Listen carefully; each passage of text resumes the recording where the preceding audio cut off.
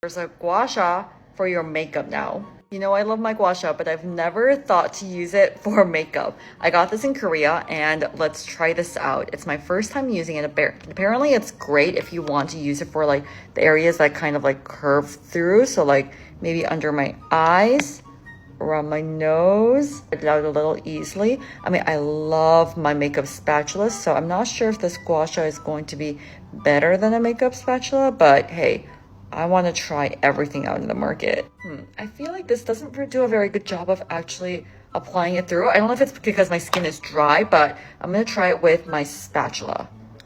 Let's try it with a spatula to see if it will blend it out better.